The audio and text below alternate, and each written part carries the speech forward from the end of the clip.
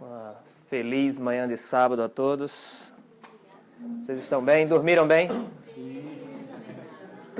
Ótimo. Me alegro em ver a todos. Espero que não durmam agora, espero que tenham dormido de noite. Eu queria começar esse sermão.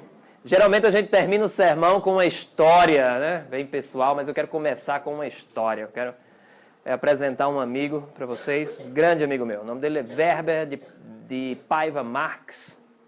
Ele se batizou junto comigo. Nesta foto você o vê lá na frente dando um estudo bíblico. E Werber é um cara tremendo. Eu não sei se vocês sabem como eu vim para Cristo. Eu tinha 17 anos de idade, estudava numa escola lá no Brasil e havia uma jovem na minha escola, uma jovem na minha classe, muito bonita, e essa jovem ela era viciada em drogas. Bebia muito e você olhava para ela, percebia que ela tinha uma vida que não era uma vida adventista. E eu lembro que nós éramos amigos na classe. E um belo dia as férias começaram, cada pessoa foi passar as suas férias, e quando as férias acabaram e eu voltei para a escola, essa jovem era outra pessoa. Sabe quando você olha para a pessoa e vê que ela é completamente diferente? Ela mudou completamente. E eu perguntei, o que foi que houve contigo? Você parece estar mais calma, ela já não era nervosa, você percebia que ela já não mais consumia drogas, que ela já não bebia mais.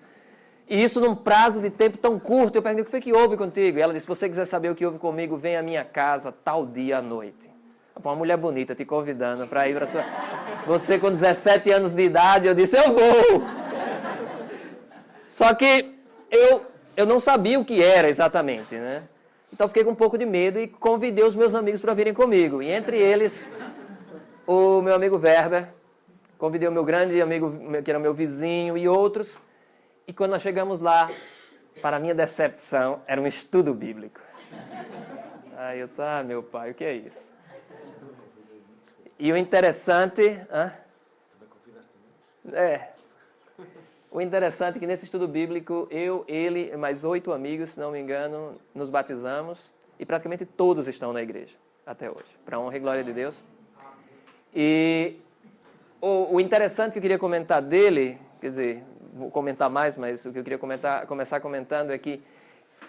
Você sabe aquela pessoa que aceita Jesus no primeiro encontro? Sabe que tem uma pessoa... Tem aqueles que demoram, aqueles que dão trabalho. Sabe aqueles que dão trabalho? Eu era um deles. Dei muito trabalho para aceitar Jesus. Há aqueles que são tão santos que se levantar as mãos para os céus, Jesus leva, sabe? Tem aqueles super santos. Deles eram o Werber. O Werber, quando ele viu a mensagem, ele disse, é o que eu quero. E ele se tornou muito amigo da minha amiga. E acontece que eu comentava com o Werber durante o dia as minhas dúvidas. Eu dizia, eu vou perguntar a ela isso, eu quero ver se ela sabe responder. Então ele ligava para ela e dizia, olha, ele vai perguntar isso. Então ela já se preparava. Quando eu chegava e fazia a pergunta, ela, pum, respondia. E eu, rapaz, como é que pode? E isso foi me contagiando. Há 1 ano e meio atrás, Werber... ele deu um estudo bíblico para 2 famílias de uma igreja pentecostal, lá na minha cidade, no Brasil. Essas 2 famílias aceitaram a mensagem adventista, mas continuavam frequentando a igreja pentecostal. E eu quero contar essa história para vocês agora, porque eu tenho medo de morrer e vocês não escutarem essa história. Então, por isso que eu vou contar logo no início. Então, essa história é tão incrível. Essas 2 famílias aceitaram a mensagem adventista, continuaram na igreja pentecostal e começaram a ter problemas dentro da igreja porque eles queriam guardar o sábado. E a igreja não aceitava, não concordava com isso. E eles começaram a ter atritos. Acontece que essa igreja pentecostal decidiu ter uma reunião para discutir este assunto do sábado e o fato desses irmãos agora querendo guardar o sábado. Nesta reunião, a igreja pentecostal trouxe um professor de teologia da universidade. E durante a reunião, argumento vem, argumento... Você sabe como são essas reuniões, né? Cada um tem a verdade e por isso que a Bíblia diz, olha, não entre nesses debates, porque você só vai perder seu tempo, perder sua energia. Até um conselho para vocês, eu queria dizer para você. Eu disse recentemente num sermão que eu fiz, eu não estou aceitando convite nem para festas, imagine para briga. Então, quando alguém te convidar para uma briga, não entre, não tem necessidade. Mas nessa reunião, um dos membros da família, que havia aceitado a verdade do sábado, fez uma pergunta ao professor de teologia. E disse, professor, é pecado guardar o sábado? Boa pergunta, né? E o pastor, o professor, disse, olha, pecado não é. E então aquele irmão disse, então por que vocês querem me disciplinar por querer fazer alguma coisa que não é pecado? A confusão foi maior ainda e aquelas duas famílias foram expulsas da igreja. No total foram 17 pessoas expulsas. Dessas 17 pessoas entraram então para uma igreja adventista, fazem parte dessa igreja adventista. Dentre a liderança, ou ali na liderança daquela igreja pentecostal, havia o primeiro ancião da igreja, que foi a pessoa que mais se revoltou contra esses 17. E principalmente contra o meu amigo que havia dado o estudo bíblico. Então ele se tornou quase que o inimigo do meu amigo, porque o meu amigo havia dado um estudo bíblico. Há mais ou menos 3 semanas ou um mês atrás, o meu amigo ouviu que aquele primeiro ancião havia saído da igreja pentecostal, tornado-se pastor, e era pastor de uma nova igreja pentecostal, e estava tendo problemas com relação ao sábado, novamente. E esse meu amigo, então, disse, eu vou telefonar para ele. Eu sei que ele não gosta de mim, mas eu vou telefonar para ele. Já fez isso? Olha, eu sei que a pessoa não gosta de mim, mas eu vou falar com ele. E o meu amigo, então, pega o telefone. Sabe como você não sabe o que você vai dizer? E ele pega o telefone, liga, e quando o antigo primeiro ancião, agora pastor, atende o telefone, o meu amigo diz, alô pastor, eu estou te ligando para te oferecer um estudo de Daniel e eu te dou um certificado no final. E o meu amigo disse que só fechou os olhos e ficou esperando a reação. E o pastor disse, vocês estão prestando atenção? O pastor disse, meu irmão, você não sabe a alegria que eu tenho de ouvir a tua voz. Escutem só. E o meu amigo já pensando que o pastor iria desligar o telefone, né? Hã? Como? Há uma semana atrás, nós estamos com esse problema sobre o sábado na nossa igreja. Então nós decidimos, como igreja, a igreja inteira, eu não sei se vocês vão prestar atenção o suficiente, presta atenção. A igreja inteira decidiu fazer um retiro, assim como a igreja de Setúbal decidiu fazer um retiro aqui, eles decidiram ir para uma praia deserta lá no Brasil. A igreja inteira, nós decidimos orar e procurar a vontade de Deus. Olha que coisa bonita. Nós decidimos orar a Deus, pedir sabedoria, pedir conhecimento. Nós decidimos nos reunir num acampamento, só a igreja em oração, pedindo para que Deus nos respondesse. E quando nós estávamos orando, 3 da manhã nós estávamos orando. Quando foi a última vez que você orou até 3 da manhã? E aquela igreja, 3 da manhã, eles orando. Por favor, não durma agora. Depois que eu terminar a história, você pode dormir à vontade no meu sermão, mas escuta essa história. E ele me explica, eu explicando para o meu amigo, às 3 da manhã, enquanto nós orávamos, de repente aparece um homem, todo sujo, vindo da praia. Eu pensei que era o profeta Jonas quando ele falou isso. Um homem todo sujo aparece no meio do acampamento e diz, quem é o pastor? E, sabe que no Brasil é um país violento, né? Uma pessoa chega dizendo isso. Eu diria, eu não sei quem é o pastor. Mas o pastor então olha para aquele homem todo sujo de areia e diz, eu sou o pastor. E aquele homem olha para ele e diz, pastor, eu tenho uma mensagem de Deus para você. Você está preparado? E o pastor disse, fala, Senhor. Daqui a alguns dias, um dos meus filhos, um homem do meu povo, vai te ligar, te oferecendo um estudo bíblico com um certificado no final. Escute ele. Que incrível, hein? Ele disse que o homem foi embora E agora você está me ligando, meu irmão, me oferecendo isso? Próximo slide. O meu amigo está dando um estudo bíblico para 3 igrejas pentecostais no Brasil. Ele não está dando estudo bíblico para alguns membros da igreja. Ele está dando um estudo bíblico dentro. Está vendo que está escrito ali na porta, na entrada da igreja? Ele está dando um estudo bíblico para a igreja inteira. Para pastores, para anciões, para diáconos, para todas as pessoas da igreja estão escutando a mensagem que eu e você já conhecemos. Agora, meu irmão, quando foi a última vez que a gente orou até 3 da manhã, pedindo a Deus para nos dar sabedoria, ou pelo menos pedindo a Deus para que nos dê motivação. E o que é tão espetacular no livro de Daniel? O que é tão incrível no livro de Daniel?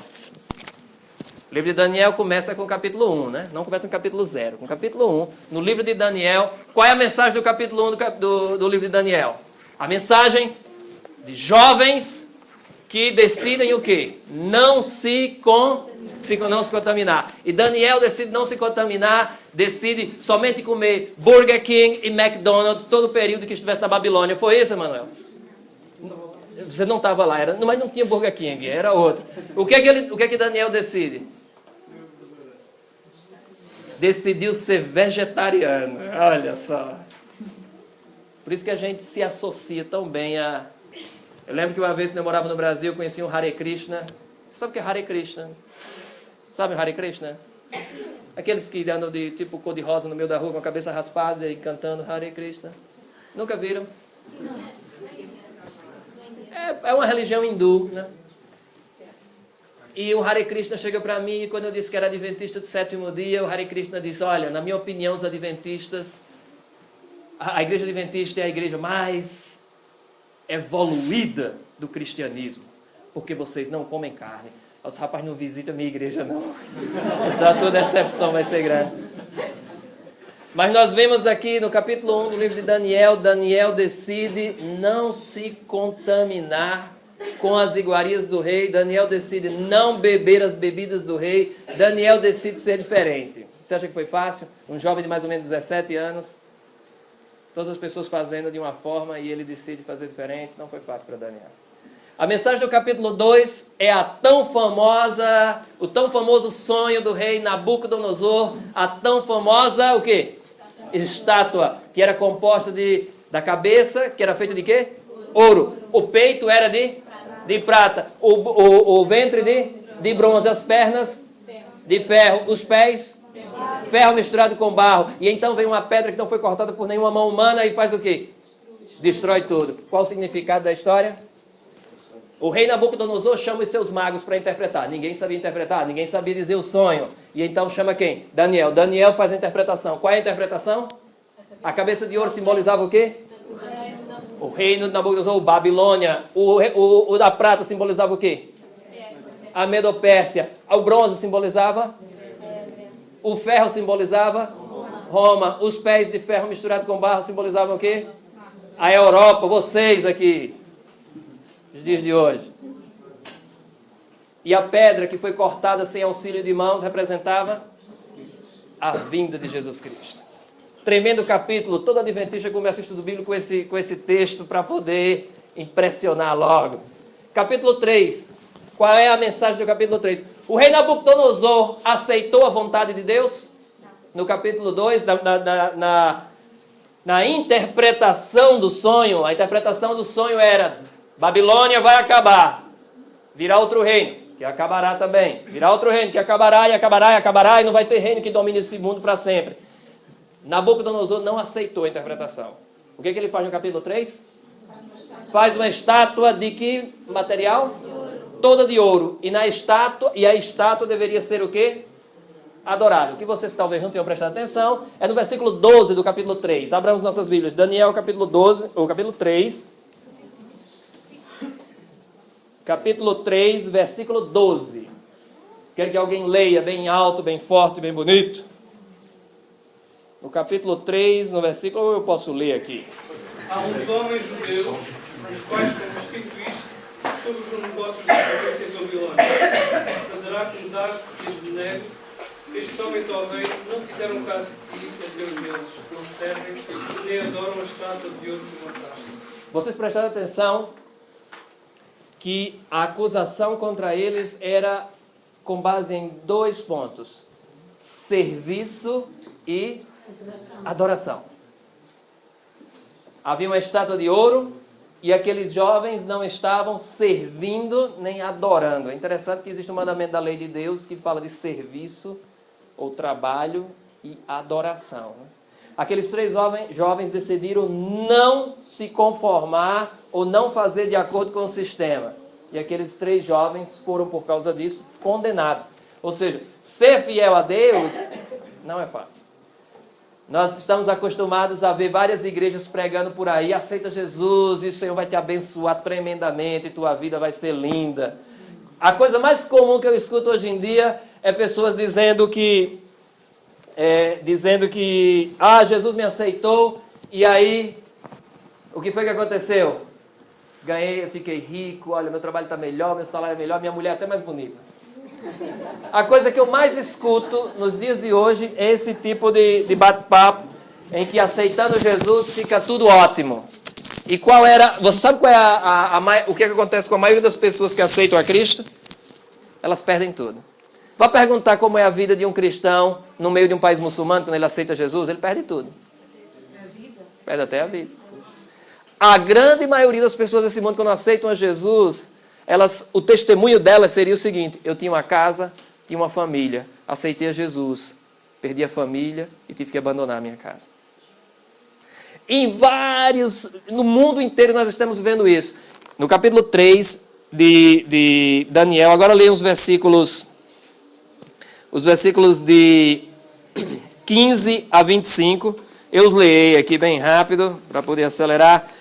O capítulo 3, versículos 15 a 25, e diz: agora, se estáis prontos, quando ouvirdes o som da trombeta, do pífaro, da cítara, da harpa, do saltério, da gaita, de foles e de toda sorte de música, para vos prostrados e adorados a estátua que fiz, bom é, mas se não adorardes, sereis lançados na mesma hora na fornalha de fogo. E quem é o Deus que vos poderá livrar das minhas mãos? Responderam Sadraque, Mesaque e Rivelino Abdenego ao rei Nabucodonosor: não necessitamos de te responder sobre este negócio.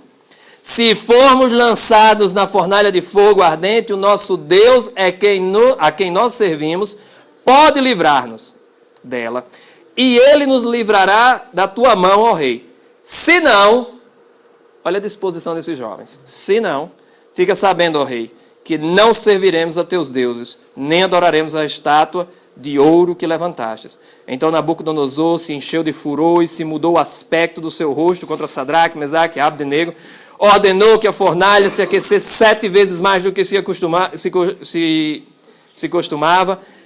Ordenou aos homens mais fortes que estavam no seu exército que atassem Sadraque, Mesaque e Abdenego para os lançarem na fornalha de fogo ardente. Então estes homens foram atados com seus mantos, suas túnicas, seus turbantes, suas vestes, e foram lançados na fornalha de fogo ardente. Porque a palavra do rei era urgente e a fornalha estava sobremaneira quente. A chama do fogo matou os homens que levaram a Sadraque, Mesaque e Abdenego. Estes 3 homens, Sadraque, Mesaque e Abdenego, caíram atados dentro da fornalha de fogo ardente. Então o rei Nabucodonosor se espantou e se levantou depressa e disse aos seus conselheiros: não lançamos nós 3 homens atados dentro do fogo? Responderam ao rei: é verdade, ó rei. Disse ele: eu, porém, vejo 4 homens soltos que andam passeando dentro da arca, sem nenhum dano. O aspecto do quarto é semelhante ao filho dos deuses. Quem era esse quarto que estava ali dentro? Jesus Cristo veio para ficar com aqueles jovens no meio da fornalha, quando os jovens sabiam que eles sabiam que poderia acontecer de Deus não os livrar. Assim como eu falei ontem à noite, João Batista, Deus o livrou da morte? Não, João Batista foi assassinado de maneira terrível pelo maior dos pecadores, Herodes. Então, nós observamos aqui o capítulo 3 de Daniel, nós temos essa tremenda mensagem de fidelidade desses jovens. Qual é a mensagem do capítulo 4? O capítulo 4, se você ler o capítulo 4 de Daniel é um capítulo extremamente interessante, parece até que foi escrito por Nabucodonosor. Se você ler o capítulo 4, você vai notar que a linguagem parece que o próprio rei Nabucodonosor escreveu. E neste capítulo ele tem um sonho. É um sonho de quê? Sobre uma árvore. Uma árvore que cresce e de repente a árvore é cortada. E o que Nabucodonosor faz? A quem ele chama para interpretar o sonho? Não. Ele chama primeiro os seus magos. Parece que ninguém aprende a lição aqui. Né? Aí ele chama os magos, resolveu. Os magos não conseguiram interpretar o sonho, então tem que chamar o quê? Daniel. Parecem umas pessoas que eu conheço, né? Tem um problema e não chama Jesus. Chama Jesus em último lugar, né? Quando não resolveu mais nada, Jesus, agora eu vou ter que te chamar, porque ninguém mais resolve o problema. Acontece aqui, no capítulo 4 de Daniel, Daniel vem, interpreta o sonho, para interpretar o sonho, e fala para o rei Nabucodonosor que haveria uma grande punição para o rei. E o interessante é que Daniel usa uma palavra, ele diz assim, rei, que isto não seja para ti, rei, que seja para os teus inimigos. Mas não tem jeito. A interpretação era para o rei Nabucodonosor. Rei Nabucodonosor, se vocês não sabem, o rei Nabucodonosor é acometido por uma doença, fica vivendo como um animal por muitos anos, até que se humilhasse. E o interessante é que o capítulo 4 termina com um verso muito forte. O capítulo 4, versículo 37. O capítulo 4 de Daniel, quem poderia ler aí o versículo 37? Agora, pois, eu, Nabucodonosor, louvo e exalço e glorifico ao Rei do céu, porque todas as suas obras são verdade, e os seus caminhos juízo, e pode humilhar aos que andam na soberba. O capítulo 4 termina com Deus pode humilhar quem? Quem anda na soberba. Quem é orgulhoso? O problema de Nabucodonosor foi o seu orgulho. E Deus o humilhou. E eu te digo uma coisa, meu amigo. Ou você se humilha, ou um dia você será humilhado. Então, quer um conselho? Se humilhe. Se humilhe. O capítulo 5 de Daniel começa com... Já não é mais Nabucodonosor o rei. Nós temos aqui Belsazar sendo o rei. Belsazar, a Bíblia chama-o de filho de Nabucodonosor. Mas era uma expressão normal. Na verdade, ele era neto de Nabucodonosor. O seu pai era Nabonido. O capítulo 5 começa com Belsazar fazendo o quê? Uma festa. Olha só que interessante. Neste momento, o pai de Belsazar, Nabonido, estava preso nas mãos dos medo-persas. Babilônia estava cercada pelo exército medo-persa. E o que é que o rei faz? Uma festa. Parece o Brasil. Está tudo acabado e a gente faz um carnaval. Aquela confusão no Brasil, corrupção, problema para todo lado. Aí o que a gente faz para resolver o problema? Carnaval, festa. Igualzinho aqui na Babilônia. O rei, com todos os problemas, o inimigo na porta lá, cercando a cidade de Babilônia. E o que o rei faz? Uma festa. E a Bíblia declara que essas festas eram longas e eles se embriagavam. E o rei na sua festa, bêbado, com seus amigos bêbados, o que ocorre? Ele manda, os versículos 5 e 6. Quem poderia ler os versículos 5 e 6? Todo mundo dançando. Você imagina a festa, todo mundo dançando, bebendo. E aí, quem poderia ler os versículos 5 e 6? Ô João, lê aí bem alto, bem forte, bem bonito. FM Adra. Tem ou não tem? Na mesma hora apareceram uns dedos de mão de homem e escreviam defronte do castiçal, na queiadura da parede do palácio real. O rei via a parte da mão que estava a escrever. Então mudou-se o semblante do rei e os seus pensamentos o turbaram, e juntos os seus lombos se relaxaram e os seus joelhos bateram no outro. A festa está acontecendo, as pessoas estão bêbadas, se divertindo. O rei manda buscar os objetos sagrados do templo de Jerusalém e começa a beber e se divertir. E nesse momento, parece até que bateram nas costas do DJ e disseram, desliga a música.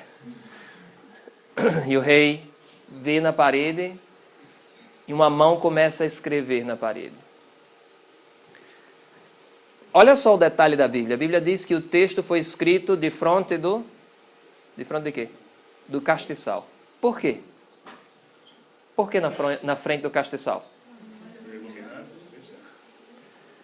Você imagina a festa, aquele jato de luz que tinha iluminando a festa, e a mão escreve justamente ali, para que o rei visse. E a linguagem é muito gráfica, diz que as pernas do rei começaram a se balançar, o rei ficou com medo. E aí o rei faz o quê? Versículo 7, quem é que ele chama para interpretar? Os magos. Mas rapaz, ninguém aprende, né? A gente tem a mania de sempre insistir no erro. A história se repete. Chamam-se os magos interpretam? Eles conseguiram interpretar? Não. Quem é que vem para interpretar? Daniel. Quando Daniel entra em cena, Daniel nem interpreta. Ele nem precisa começar a interpretar. Daniel entra olhando para Belsazar, bêbado. Daniel entra. Eu acredito que Daniel já disse assim: ô Belsazar, precisa interpretar, meu? Olha a tua condição. Olha a tua condição. Precisa interpretar uma coisa dessa? Você sabe, rapaz. Não é à toa que você está se tremendo todo. Porque você sabe a tua condição. Você sabe, o teu avô teve que se humilhar no final. E tu está fazendo o quê? O que fazes tu? Olha a tua situação, Belsazar. Bêbado. Embriagando-se, misturando o que é santo e profano. Eu não preciso nem ler o que está escrito, rei. E Belsazar diz: mas Daniel, se você interpretar, te encherei de ouro e você será o terceiro homem. Por que que... É promessa de bêbado, de sempre. Você sabe por que que Belsazar promete a Daniel a terceira posição no reino? Porque ele era o segundo. Nabonido, seu pai, era o primeiro. Segundo era Belsazar. Terceiro seria Daniel. E Daniel disse: olha aí, não precisa, muito obrigado. Do jeito que a situação vai ficar daqui a pouco, é melhor eu não ter cargo nenhum aqui, viu? Naquele momento, enquanto Belsazar tentava conversar com Daniel, para que Daniel interpretasse, e lá fora, os medos e persas. Tem coisa pior do que você... Vocês estão entendendo aqui a situação? O rei confiava nos muros de Babilônia. Heródoto, grande historiador grego, diz que os muros de Babilônia eram tão largos que era possível, com uma carruagem, cavalgar sobre os muros de Babilônia. Dá para imaginar a largura desses muros?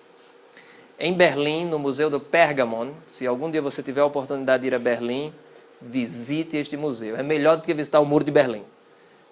No Museu do Pérgamo, que é o nome em homenagem à cidade de Pérgamo, uma das igrejas do Apocalipse, porque lá tem praticamente o centro da cidade de Pérgamo, dentro do Museu do Pérgamo. E assim que você sai dessa parte com relação a Pérgamo, você entra na parte babilônica. E a primeira coisa que você cruza é o portão de Istá, o menor dos portões do muro da Babilônia. O menor. Que os alemães escavaram e trouxeram e colocaram dentro de Berlim, dentro desse museu. É espetacular andar pelo corredor por onde o dia passaram Daniel, Nabucodonosor, Belsazar, Ciro o Grande, Alexandre o Grande. Todos esses homens passaram por ali. E quando você está ali, você tem um pouco da ideia quão magnífica, quão bela era a cidade de Babilônia. E Belsazar se confiava nisso. Agora, que pobre homem é esse? A sua confiança num pedaço de pedra. Eu conheço homens que confiam no salário que têm. Eu conheço outros que confiam na beleza que têm. Conheço outros que confiam no dinheiro que têm, nos títulos que têm, nos amigos que têm. Todos estes não percebem quão pobres são em ter esse tipo de confiança. E Belsazar, a sua confiança era nos muros de Jerusalém. Enquanto Belsazar estava bêbado naquela festa, os sírios, os persas do lado de fora de Babilônia desviavam o curso do rio Eufrates e abriam um caminho por baixo do muro de Babilônia. Enquanto Daniel estava começando a interpretar o que estava escrito na parede. As tropas da Pérsia estavam passando por baixo do muro. Belsazar e os babilônicos estavam bêbados. E agora, o capítulo 5, o versículos 25 até 28, o tão famoso texto, e esse é o tema do meu sermão. Versículo 25, Esta é, pois, a escritura que se traçou. Mene, mene, tekel e parsim. Esta é a interpretação daquilo. Mene, contou Deus o teu reino e deu cabo dele. Tekel, pesado, foste na balança e achado em falta. Pés, dividido foi o teu reino e dado aos medos e aos persas. Então mandou Belsazar, vestissem Daniel de púrpura e pusessem cadeia de ouro ao pescoço e proclamassem que passaria a ser o terceiro no governo do seu reino. Naquela mesma noite foi morto Belsazar, rei dos caldeus. E Dario, o Medo, com cerca de 62 anos, se apoderou do reino.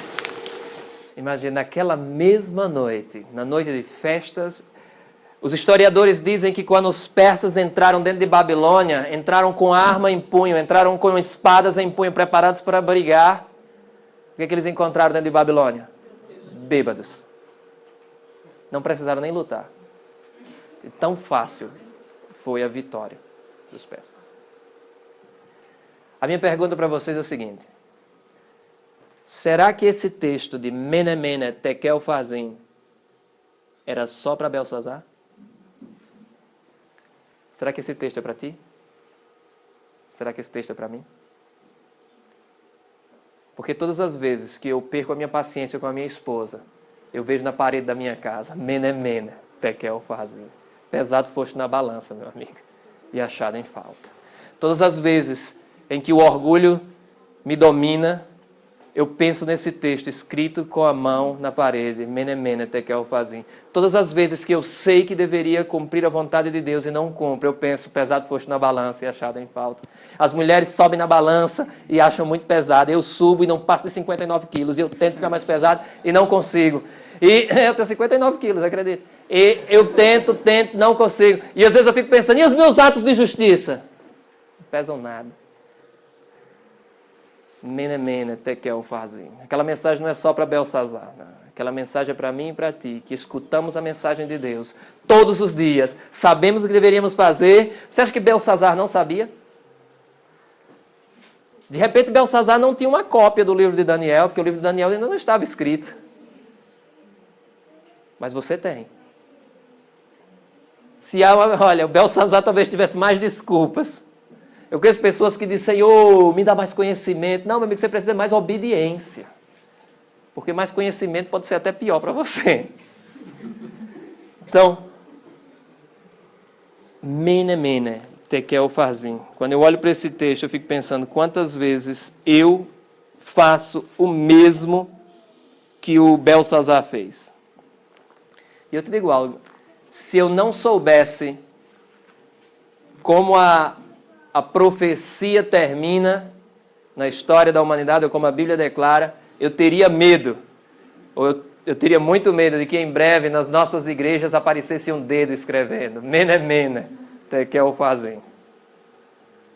Porque se esses pentecostais estão agora aceitando essa verdade, pessoas que oram até 3 da manhã, buscando mais conhecimento, eles podem fazer muito mais do que o que nós temos feito até agora. Quando eu penso no tremendo trabalho que Deus tem preparado para mim e para ti, e nós temos recusado.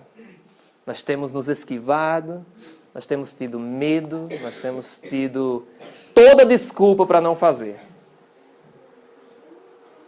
Eu cheguei uma vez na Lituânia e fui pregar numa igreja, e eu acho sempre bom, eu me alegro quando tenho a oportunidade de pregar numa igreja que é completamente, a cultura é completamente diferente da minha cultura.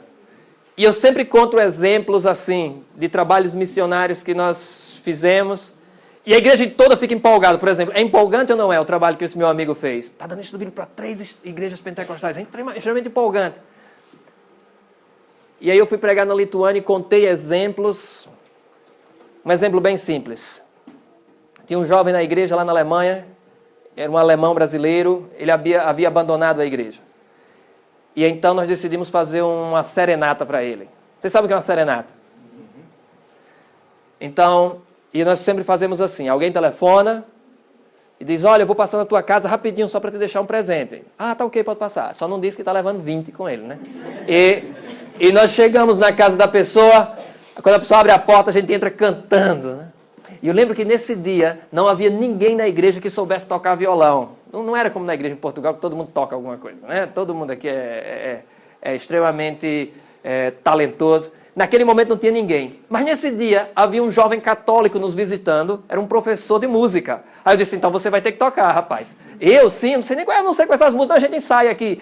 E ele pegou o violão e nós entramos na casa daquele jovem brasileiro-alemão que tinha abandonado a igreja. E quando nós entramos na casa dele cantando, aquele jovem, aquele cheiro de maconha dentro da casa, saiu todo mundo já meio doidão. E a gente entra dentro da casa cantando. Tá ele e um alemão lá. E quando nós entramos, e o católico tocando o violão, e nós entramos ali, eu olhei para ele, olhei para o amigo dele, vi que o amigo dele era alemão e não estava entendendo nada. Eu disse, eu falo em alemão ou em português? E o rapaz disse, não, fala em português, que eu não entendo alemão direito. Mas era mentira, ele estava com vergonha de que o amigo entendesse. E então eu falei para aquele jovem, para que ele voltasse para Cristo, para que ele voltasse para a igreja, que nós estávamos sentindo saudade dele. E o alemão calado o tempo todo lá, sem saber o que estava acontecendo. O alemão, por certo, ficou com medo. A polícia vai nos prender aqui, eu não sei o que é isso. E no fim de falar ali, eu olhei para o alemão e eu disse, em alemão eu disse para ele, Jesus te ama. E nós saímos. No sábado seguinte, aquele jovem brasileiro alemão volta para a igreja. E diz, ei, o meu amigo alemão quer vir também. Porque ele quer saber que igreja é essa, onde Jesus o ama. Olha essa coisa tão simples. E eu contei isso lá na Lituânia, né? E todo mundo, amém! Quer dizer, todos não disseram muito amém, não, porque todo mundo calado. Mas eles ficaram empolgados com aquilo. Aí eu disse, vocês acreditam que Deus pode fazer o mesmo com vocês? Eles disseram, sim, claro. Então nós vamos fazer hoje à tarde. Não, peraí, não é bem assim, aqui é diferente. É sempre a mesma história, aqui é diferente. Eles, vamos testar, vamos fazer um teste. Aí, dos 30 membros, sobraram 5, né? Ou 8, não lembro. E com esses 8, nós decidimos, vamos fazer uma serenata, vamos escolher aquele bem duro, mas aquele que o coração é uma pedra. Aí disse, não, aquele não. Não, mas é esse mesmo que nós vamos. Quem é? Ah, é fulano e tal, faz não sei quantos anos que não vem à igreja. A mulher vem todos os sábados e ele não vem. Duro, magoado com a igreja, não quer conversa com a igreja de forma nenhuma. Ele não vem, pois nós vamos a ele. Quando nós chegamos na casa desse homem, fizemos do mesmo jeito, né? Tocamos a campainha e entramos cantando, né? Quando a gente entra, tá o homem sentado. Era um cara forte, se eu soubesse que era aquele, eu também não teria ido. E era o cara forte sentado lá, cheio de músculos, o cara sentado no sofá, olhando para a televisão, com o controle remoto na mão. Vou fazer de conta isso aqui com o meu controle remoto. E ele com o controle remoto, olhando para a televisão assim, e a igreja ao redor cantando, né? E o homem mudando o canal. E a igreja cantando, terminou a música, canta outra. Cantando e ele lá, mudando o canal. Basquete, novela. Aí a gente cantando. Eu não cantava não, eu só olhava, porque eu não sei cantar em lituano.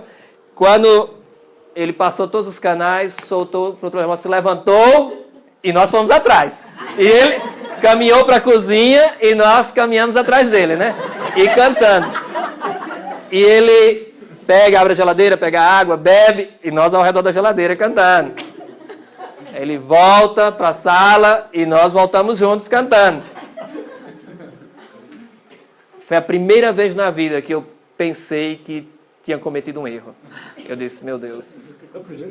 Foi a primeira vez que eu pensei que não, aqui não deu certo. Quando eu disse, quando nós cantamos já não tinha mais hino para cantar. Eu olhei para ele e disse, eu posso fazer uma oração contigo? Ele disse, pode. Eu orei. Já não lembro qual foi a língua que eu orei, mas não foi em lituano. Isso aí eu tenho certeza. Eu orei, quando terminamos a oração, eu disse, tchau. E quando nós estamos saindo, ele disse, não, por favor, não saia. Fiquem comigo. Eu disse, olha, quando a gente faz, Deus trabalha junto. Quando você coloca o pé para começar a fazer. Lá em Toronto, a maior parte dos meus amigos brasileiros na igreja eram ilegais. E os portugueses também, viu? Tem muito português ilegal. E quando eu dei a ideia, vamos fazer a serenata, nós vamos na casa de alguém e a gente canta do lado de fora. Você tá louco? Os vizinhos chamam a polícia, vai todo mundo preso. Aí metade, no outro sábado tem só metade da igreja, porque a maioria era ilegal. Nunca aconteceu. Olha, o primeiro sábado foram só 4 ou 5 pessoas fazendo a serenata e cantaram bem baixinho. Cantavam olhando para ver se vinha algum carro da polícia. Com medo de que alguma coisa acontecesse. Primeira vez. Na segunda vez já foram umas 10 pessoas.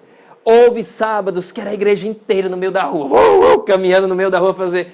E aconteceu várias vezes que nós fazíamos uma serenata na casa de alguém, os vizinhos saíam, e quando nós terminávamos os vizinhos diziam, por favor, cantem pra gente também. Olha só que maravilhoso. Uma coisa tão simples. Se você fizer, você vai ver a diferença. Porque eu tenho medo que mene mene tekel fazem seja escrito dentro da minha casa, porque eu não tenho feito a minha parte. Nós sabemos que não são as suas obras que vão pesar nessa balança. E eu vou dar um exemplo bem claro. Qual é a única forma que você tem de ficar na balança de Deus e ser aprovado?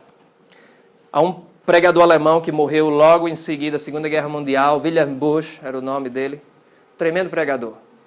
E ele conta uma história de certa vez ter encontrado um jovem que já não ia mais à sua igreja.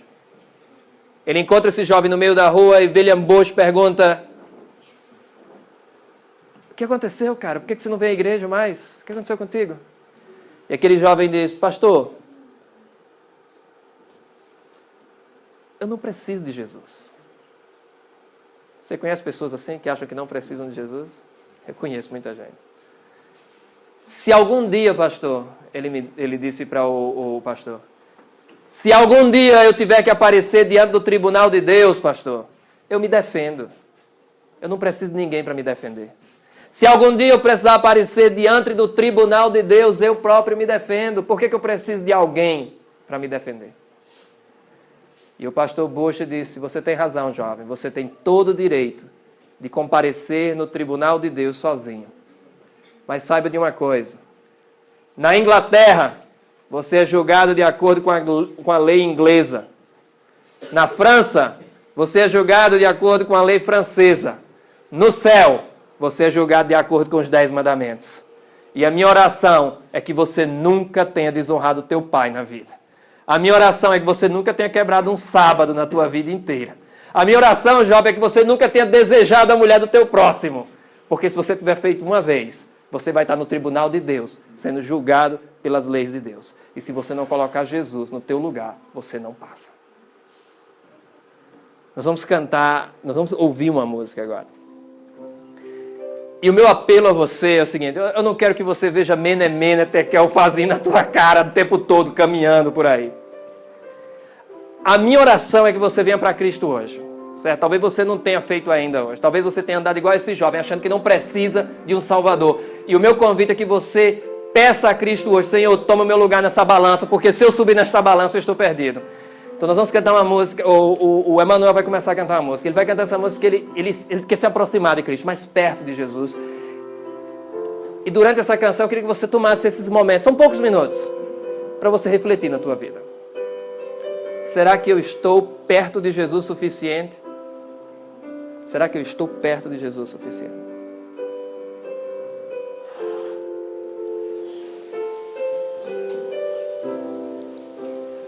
Perto de Jesus,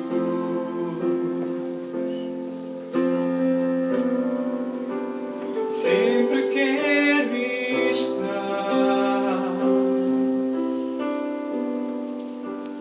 Tudo que eu preciso, Pai, sempre encontro junto a Ti. Quero aqui ficar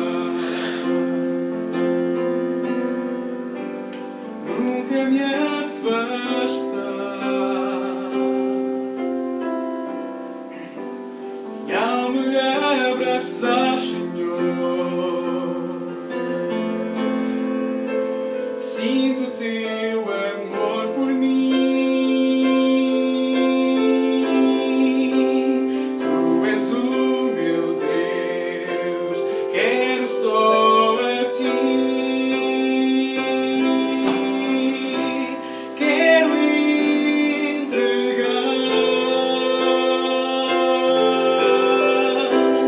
o meu viver, Senhor. Sim, quero estar bem junto a ti, Jesus. Nós vamos agora dar a oportunidade a todo aquele que ainda não entregou a vida a Jesus de fazê-lo aqui. Talvez você nunca tenha orado na sua vida uma oração de entrega. Então, se você nunca orou uma oração de entrega, esse é o momento. Nós vamos colocar a letra da música aqui e você vai poder cantar esta música, que é uma oração. Se você já entregou a tua vida a Jesus e você está nos braços de Jesus e você tem essa certeza, eu quero que você ore por alguém que você sabe que ainda não se entregou a Jesus. Que você tome os próximos minutos orando por esta pessoa. E se você se sentir com a necessidade de fazer uma entrega a Cristo, ou uma reentrega, eu queria que no final da música você se levantasse. Mas se você realmente tem essa vontade, não fique preocupado com o que os outros vão pensar. O importante é que você se encontre com Cristo hoje. A maior necessidade da tua vida é encontrar Cristo. Para que a tua vida seja transformada, o teu casamento seja transformado, a tua vida no trabalho seja transformada. Nós vamos cantar e no final, se você tem esse desejo, Senhor, renova minha vida, eu não quero mais continuar como estou, eu não quero estar do lado de Belsazar. Eu queria que você no final se levantasse e dissesse, Senhor, eu entrego a minha vida a ti.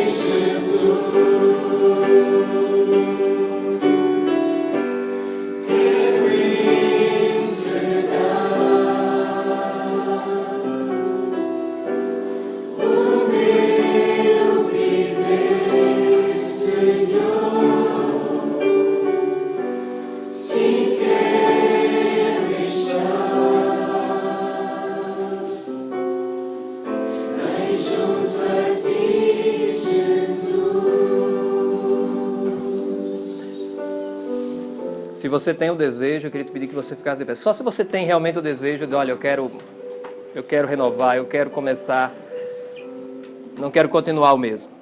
Se você tem esse desejo, eu queria que você se levantasse. E nós vamos fazer essa oração pedindo a Cristo que esteja conosco agora. Querido Deus, algumas pessoas se levantaram com o desejo de serem transformadas por Ti, Senhor. Alguns aqui admitem que se fossem colocados agora na balança do teu julgamento, não teriam como sair salvos. Porque Cristo ainda não é uma realidade na vida dessas pessoas. Eu te peço, Senhor, que nesse momento o Senhor tome o nosso lugar. Que possamos orar como Paulo, que dizia, já não vivo eu, mas Cristo vive em mim.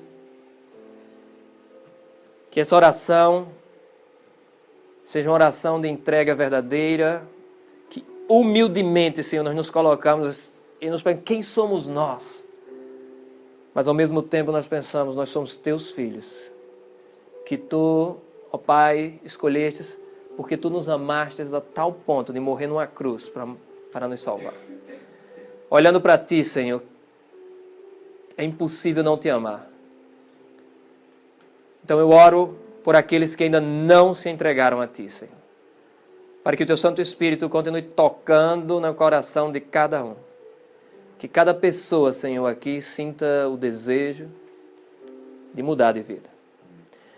De não se preocupar com o que os amigos irão dizer, com o que a família irá dizer, mas o que tu irás dizer. Então eu te peço, Senhor, que hoje haja salvação no meio do teu povo. Que todos que estão aqui, ó Pai, em breve se tornem vizinhos na Nova Jerusalém.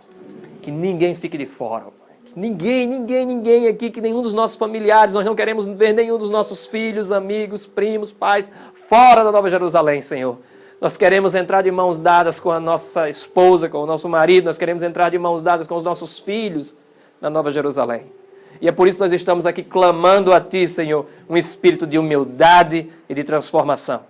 Um espírito, Senhor, de total entrega a Ti, um espírito em que nós iremos, Senhor, escutar diretamente de Ti. Vem, meu filho.